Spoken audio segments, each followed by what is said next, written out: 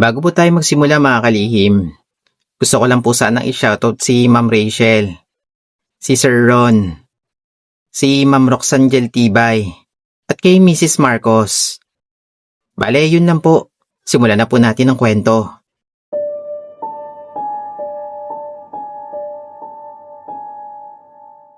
Itago niyo na lang po ako sa pangalang Leia. Naganap ito nakaraang taon lang. Ako po ay nakumpine sa ospital dito sa San Pedro, Laguna.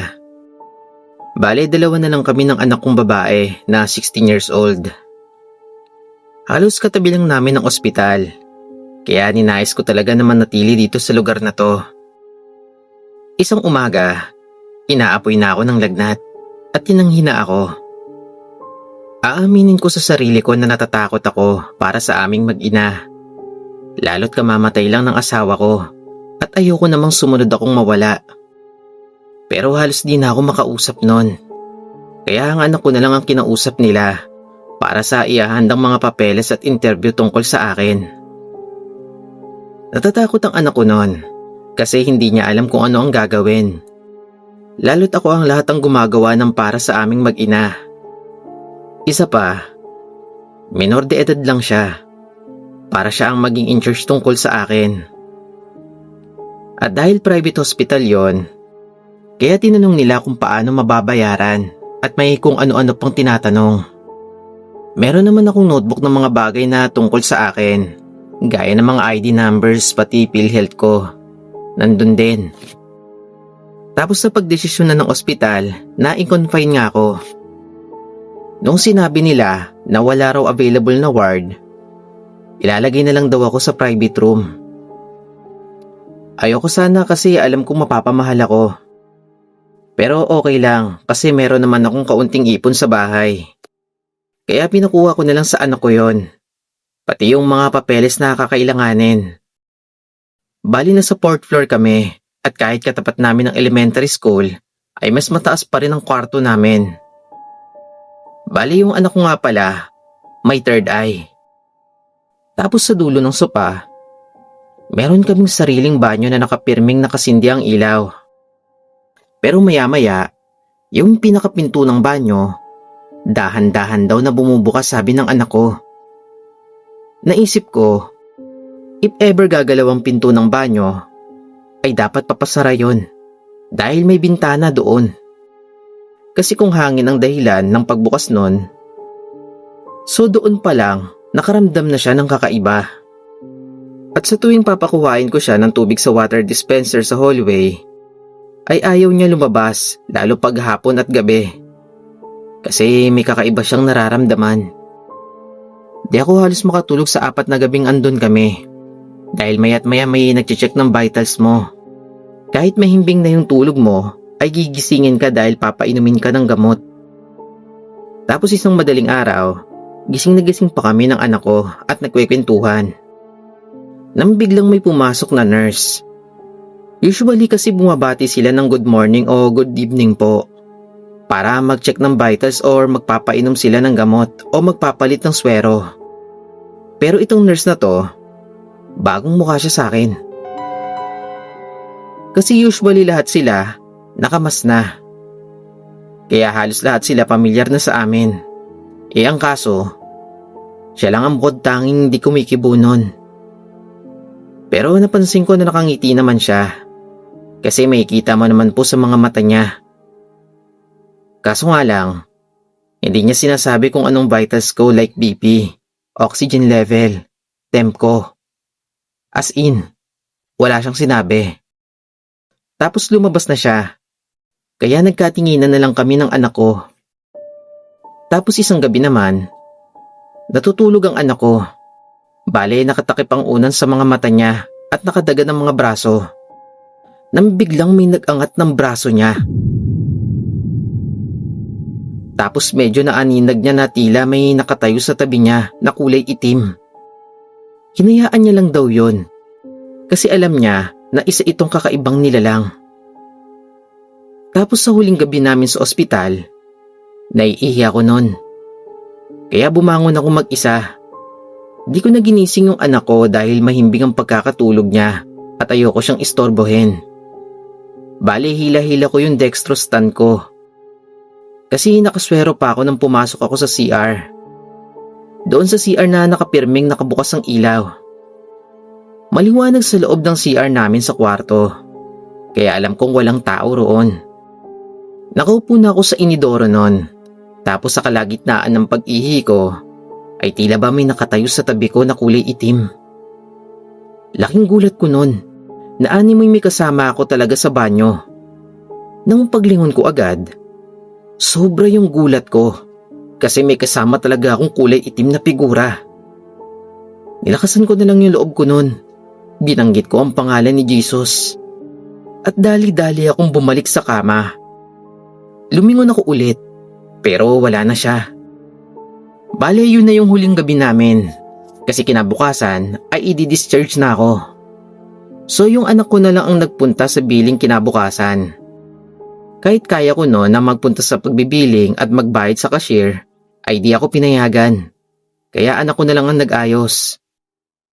Nakaswero pa rin ako at di ako makalabas kahit sa hallway. Kasi medyo natatakot talaga ako.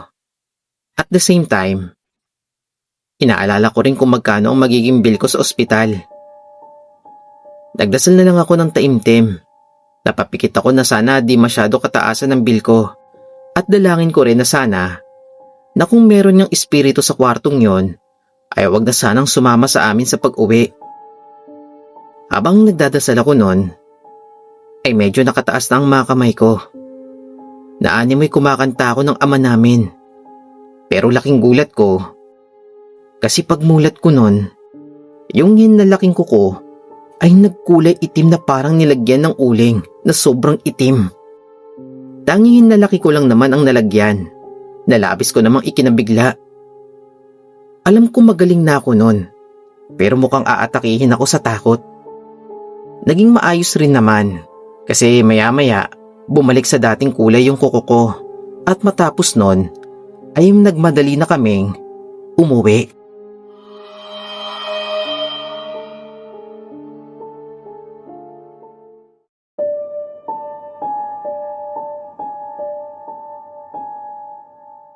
Magandang gabi po sa inyo, Sir Ren. Gusto ko nang i-share tong kwento ko noong may nahatid akong pasahero na galing sa ospital. Bali matagal na akong taxi driver dito sa Laguna. Siguro mahigit 20 years na. Sa tagal ko ng driver, kung ano-anong klaseng pasahero na ang naisakay ko. Kadalasan mga call center na panggabi ang shift. Minsan nurse o doktor na galing sa ospital. At kung minsan, mga lasing na galing sa gimikan. Nangyari yun isang madaling araw, siguro mga bandang 3:00. Naghihintay ako ng pasahero na malapit sa ospital. Tahimik na ng oras na yon. Kakaunti na lang ang dumadaang sasakyan. Bali nakaparada ako sa gilid ng kalsada nang may nakita akong babaeng naglalakad palabas ng ospital. Naglakad siya ng mabilis papunta sa taxi ko na nakaparada. Nang makalapit na siya, agad niyang binuksan ang pinto sa likod at sumakay. Hindi ko masyadong nakita ang mukha niya kasi madilim ang paligid noon at nakayuko pa siya. Nagtanong ako sa kanya kung saan kami. Mahina niyang sabi, sa sementeryo raw. Napaisip ako saglit noon. Kasi, na bakit 3:00 ng madaling araw at sa sementeryo pa ang pupuntahan. Pero naisip ko na hindi na bago sa akin yon. Kasi ang trabaho ko lang naman ay ihatid sila. Tahimik lang ang biyahe namin noon. Makalipas ang ilang minuto, napatingin ako sa rearview mirror. Doon ko napansin na ang putla ng mukha niya at ang gulo ng buhok niya. Nakatungo lang siya habang nakaupo sa backseat na parang pagod na pagod. Tinanong ko siya kung ayos lang siya pero wala akong sagot na narinig. Akala ko noon hindi niya narinig kaya inulit ko. Pero tahimik pa rin siya. Naisip ko na hindi na siya kulitin. Kasi baka pagod lang o may pinagdadaanan. Kaya nagpatuloy na lang ako sa pagmamaneho. Nang papalapit na kami sa sementeryo, bigla po ako nakaramdam ng lamig sa loob ng taxi. Naisipan kong silipin ulit sa salamin yung babae. Pero nakatungo pa rin siya. Nang narating na namin ang kalsadang katabi ng sementeryo, Dahan-dahan kong inihinto ang taxi sa gilid. Sabi ko na nandito na kami. Pero wala pa rin po siyang sagot. Nagantay po ako ng ilang segundo. Tinanong ko po siya ulit, pero tahimik pa rin. Doon ako napatingin sa rearview mirror. At doon ako tuluyang nakaramdam ng hilakbot. Kasi paglingon ko, wala na siya. Wala nang nakaupo sa likod. Wala nang tao. Na para bang walang sumakay. Nanlamig yung buong katawan ko noon. Mabilis ako bumaba ng taxi. Binuksan ko ang pinto sa likod. Pero walang laman. Wala rin akong nakitang bag o gamit. Walang bakas ng kahit anong pasahero na nakaupo roon. Napatingin ako sa paligid, Sir Ren. Tahimik po ang kalsada. Tahimik din ang sementeryo. Wala akong nakitang taong naglalakad o umalis. Parang bigla na lang siyang naglaho. Doon na nagsimulang manginig ang mga kamay ko. Mabilis akong bumalik sa driver's seat at pinaandar ang taxi. Habang nagmamaneho ko, nararamdaman ko po yung pawis ko sa bato ko. Paulit-ulit kong tinitingnan ng rearview mirror. Pero sa bawat tingin ko roon, umaasa ako na wala akong makikita. After po nun, naging maingat na ako sa mga pasaherong isinasakay ko, lalo na kapag madaling araw.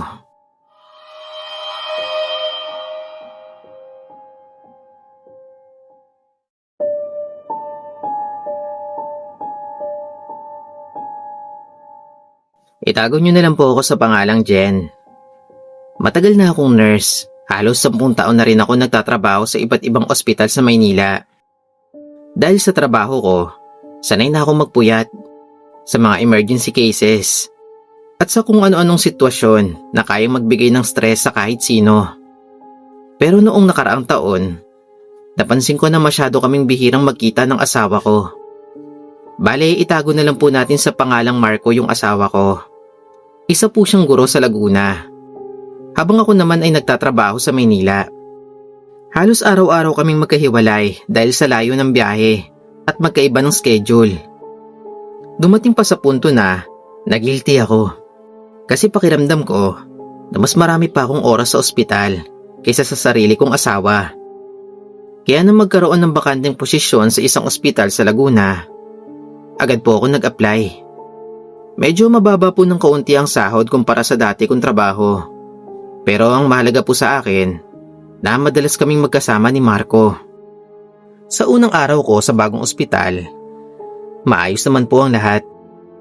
Mababait naman po ang mga katrabaho ko at matyaga nila akong tinuruan sa mga proseso at sistema ng ospital. Habang nagpapahinga kami sa nurses station at umiinom ng kape, napunta po yung usapan namin sa mga kakaibang karanasan sa ospital. Doon ko unang narinig yung tungkol kay Tatay Je.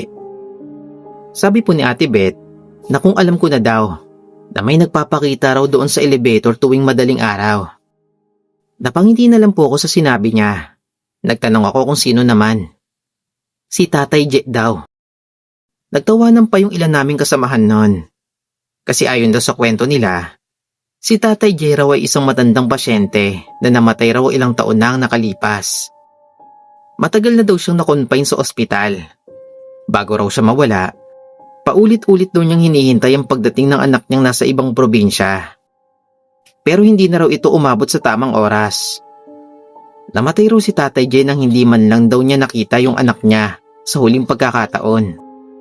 At ayon daw sa mga kwento, hanggang ngayon daw, ay nagpapakita pa rin daw siya sa elevator tuwing madaling araw.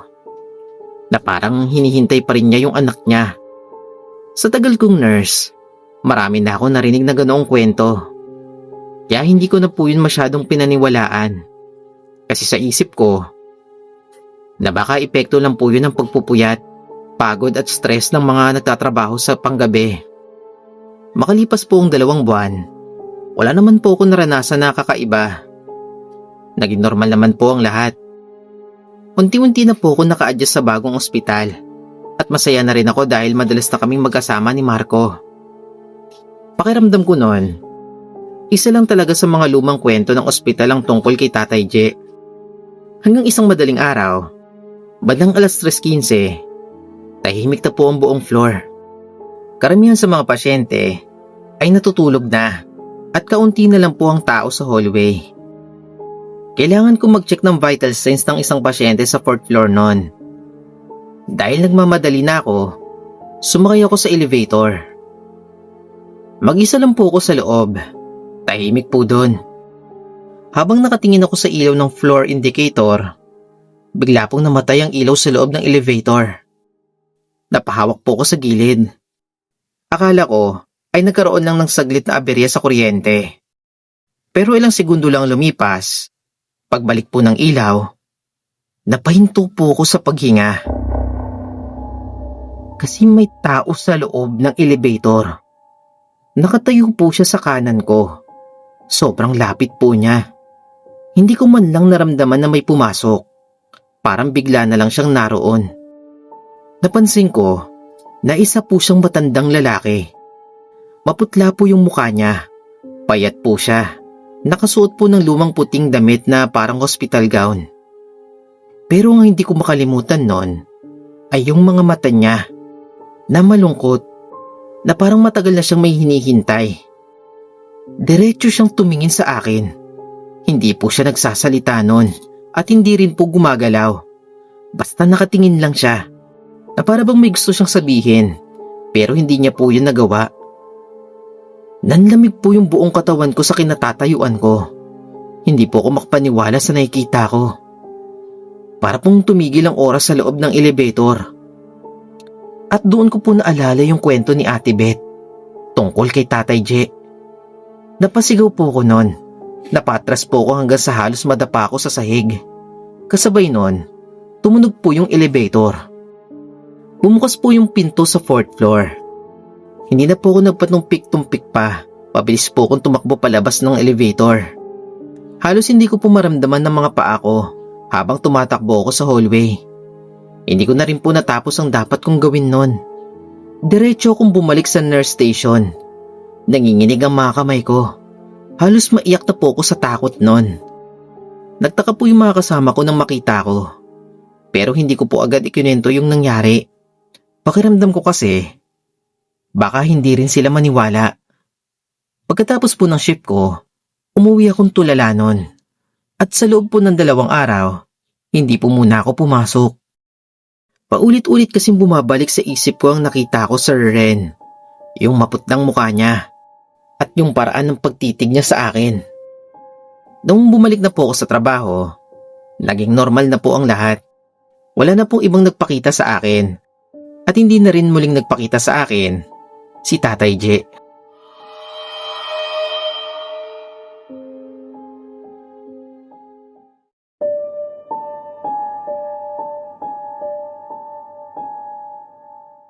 Magandang araw po sa inyo. Itago niyo na lang po ako sa pangalang Jeff. Itong ikikwento ko ay noong buhay pa si Papa. Matagal na pong lumalaban si Papa sa sakit na cancer sa may baga. Noong bata-bata pa si Papa ay malakas yung uminom ng alak. Nang katagalan, doon na nagsimulang mahirapan siyang huminga hanggang sa tuluyan siyang makonfine sa ospital. Sa totoo lang, Sir Ren, hindi na kami nagulat nang sabihin ng doktor na malala na yung sakit niya. Masakit mang isipin, pero handa na kami. Bali si Mama at Ate ang madalas na nagbabantay sa ospital. Tapos ako naman ang inuutusan na maghatid ng pagkain, damit at iba pang kailangan nila. Isang gabi, Sir Ren, nagluto si Mama ng pagkain para kay Papa. At agad kong inihatid yon sa ospital. Tahimik ang ospital noon nung pagpunta ko. Kakaunti na lang ang tao at karamihan sa mga pasyente ay nagpapahinga na. Pagdating ko sa kwarto ni Papa, iniabot ko ang pagkain at sandaling nakipag-usap sa kanila. Naawa ako nun kay Papa kasi mukhang pagod na siya at mahina na rin ang boses niya. Makalipas ang ilang minuto, sinabi ko na magpapahangin lang ako. Noong mga oras na yon, sobrang bigat ng dinadala ko at naisip ko anumang oras na baka bawiin na yung hiram na buhay ni Papa. Naisip ko na maglakad-lakad sa loob ng ospital.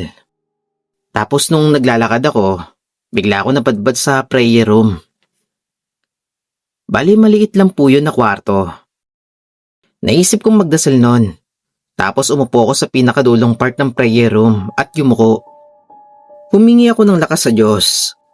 Para sa papa ko, kay mama at kay ate. At para na rin sa sarili ko. Hindi ko alam kung gaano katagal akong nandun. Basta tahimik lang akong nagdadasal.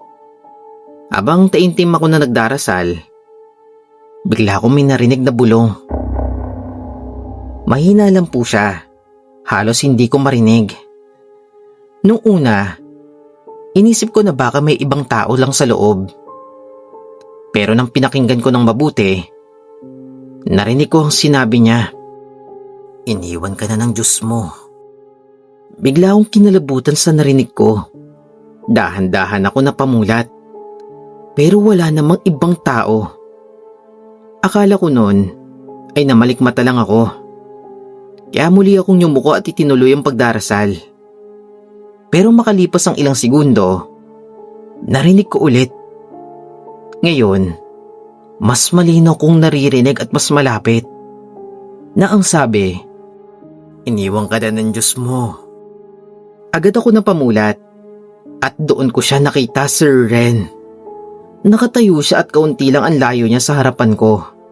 Bali matangkad po siya, payat at maitim ang balat. Tapos hindi ko maaninag ng maayos ang mukha niya kasi mahina po ang ilaw sa kwarto. Pero nang oras na yon, may isang bagay ako na hindi ko makalimutan. Meron siyang maliit na sungay sa ulo at nakangisi yon sa akin. Sa pagkakataong yon, ay parang nanigas ako sa kinauupuan ko. Hindi na ako makasigaw noon para humingi ng tulong kasi nadala ako ng sobrang takot. Kaya ginawa ko na lang, ipinikit ko ang mga mata ko. Kahit na nanginginig ang buong katawan ko, ay paulit-ulit kong sinabi na Lord, iligtas niyo po ako at huwag mo kaming pabayaan. Paulit-ulit kong sinabi yon habang pilit kong nilalabanan ang takot ko. Nang medyo nagkaroon na ako ng lakas ng loob, ay dumilat na ako. Pagdilat ko, wala na po siya. Tahimik na po ulit ang prayer room. Hindi na ako nagtagal pa roon. Mabilis po kong lumayo at lumabas. Halos patakbo kong pabalik sa kwarto ni Papa. Habang papalapit na ako, bigla ako nakaramdam ng kaba. Hindi ko po alam kung bakit. Pero kutob ko, may masamang nangyari. Nang nasa pintuan na ako ng kwarto ni Papa, napansin ko na tahimik. Pagpasok ko, nakita ko si Mama na nakaupo sa tabi ng kama. Tahimik po siyang umiiyak. Si Ate naman ay nakayuko at nakatitig lang sa sahig. Tapos doon ko na-gets nang may lumapit na nurse sa akin na ang sabi ay namaalam na raw yung papa ko. Biglaan lang daw, huminto yung tibok ng puso ni Papa. Noong una, hindi ko matanggap yun. Pero lumipas ang mga taon, ay natanggap na rin namin nila Mama at Ate na wala na si Papa. Pero may mga katanungan po sa isip ko kung ano talaga yung nilalang na nakita ko sa prayer room. Kung multo ba yon o demonyo.